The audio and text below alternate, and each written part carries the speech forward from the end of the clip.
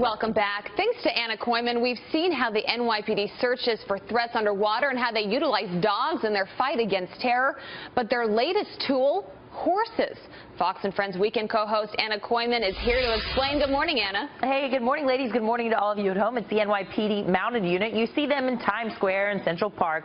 But the NYPD's Mounted Unit isn't just there to take pictures with tourists. They're actually the first line of defense against terror in some of the most populated areas of our city. And with millions of people heading to New York City for New Year's Eve, their training is ready for action. Let's take a look. Shots fired. As Americans feel anxiety associated with terror attacks hitting the West,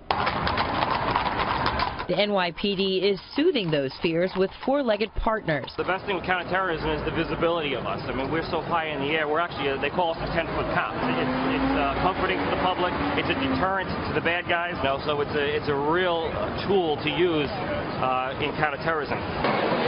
A critical tool used in Times Square 5 years ago. A Pakistani immigrant who later admitted getting $15,000 in explosives training from the Taliban tried to set off a car bomb in Times Square. Well, it smoked, but never went off.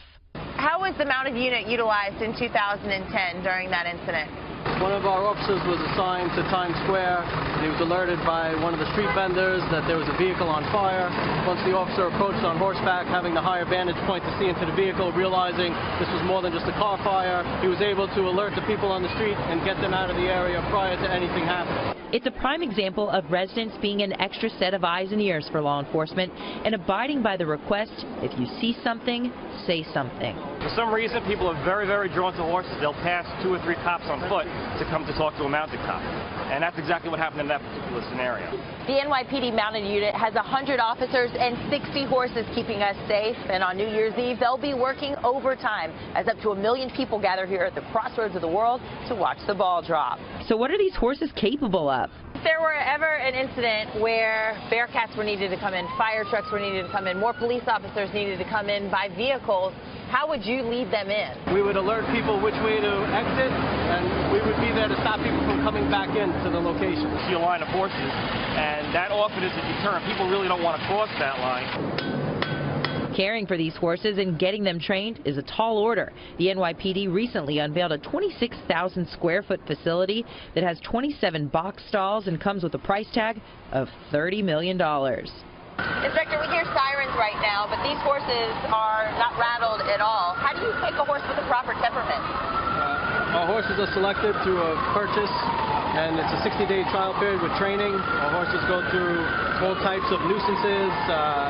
We have smoke, we have fire, we have sirens, we have loud bangs to desensitize the horse to that and ensure that when they come out on patrol that they're not spooked or rattled by any of that. What do we want? Justice! What do we want?